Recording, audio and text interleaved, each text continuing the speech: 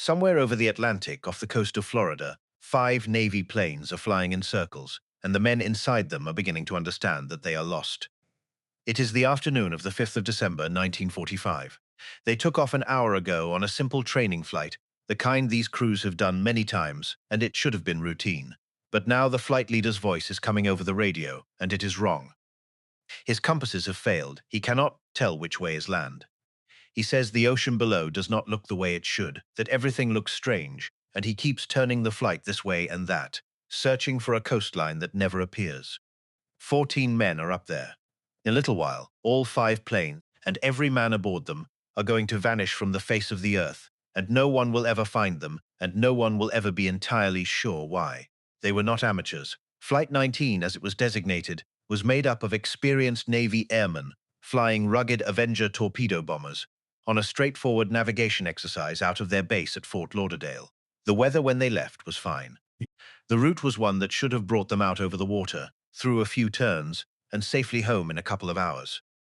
There was nothing about the assignment, on paper, that should have killed anyone, and yet somewhere out over that ocean, something went wrong in a way that has never been fully explained.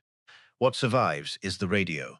For nearly 2 hours, ground stations and other aircraft picked up the transmissions from Flight 19, and they are some of the eeriest words in the history of aviation. The flight leader, convinced his instruments had failed, believed he was somewhere he was not, and grew steadily more disoriented, leading his planes in one direction, and then another, chasing land that was not there. The other pilots can be heard growing uneasy. The fuel is running down. The daylight is fading, and the weather is turning, and the voices out over the dark water sound more and more like men who know, somewhere underneath, that they are not going to make it. Open then, the strangest part of the whole story happened, and it did not happen to Flight 19. There is one exchange from that afternoon that has never stopped haunting people. As the flight leader tried to make sense of where he was, another pilot in the formation is said to have urged, simply, that they fly west, because flying west from anywhere over Florida will always eventually reach land. It was the right instinct, but the leader, convinced by his dead compasses that he was already west of where he needed to be, kept turning the flight the other way, out over the deep Atlantic, away from the coast, and toward the open sea. Every minute that ticked past carried them further from rescue, and closer to the moment the fuel would run out. They were, without knowing it, flying in exactly the wrong direction, and no one on the ground could reach them in time to turn them around. This was Flight 19, and its disappearance would become the single most famous solved mystery in the world, the event we get to the legend and to what most likely really triangle. But before we get to really happened, there is the matter of the plane that went looking for them. Everything here is documented in the Navy's own Board of Inquiry in the recorded transmissions. 27 men.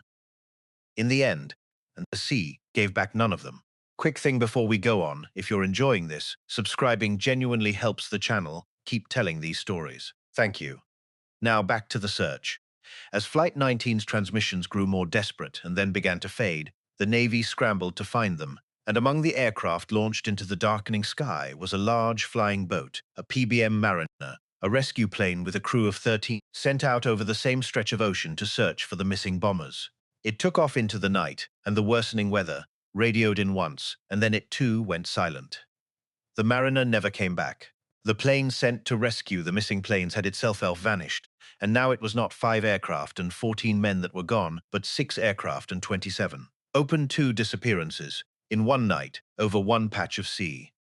It is exactly the kind of thing legends are built from, and this one was. For a while after the last clear transmission, ground stations kept trying to raise them, calling into the static, getting nothing back. Somewhere out there in the dark, the 5 bombers were running their tanks dry one by one, and the men inside them were facing the thing every naval aviator feared most: a forced landing on the open ocean at night, in heavy seas, out of sight of any help. What those final minutes were like for the 14 men of Flight 19, no one will ever know, because not one word from any of them, and not one piece of any of their aircraft was ever heard or found again. The radio simply went quiet, and stayed quiet, and that was the end of it. So what happened to them? The honest answer for Flight 19 is that the most likely explanation is not supernatural at all, and it is terribly sad. The flight leader, an experienced combat pilot but new to this area, appears to have suffered a compass failure and become convinced he was over the Florida Keys, to the west when he was actually out over the Atlantic to the east, believing that every correction he made took the flight further out to sea instead of back toward land. By the time anyone understood, the planes were low on fuel, far out over open water, in gathering darkness and rising seas. They almost certainly ran out of fuel and were forced down into the ocean at night, and the Avenger was a heavy aircraft that sank fast, and the seas that night were rough enough to tear a ditched plane apart.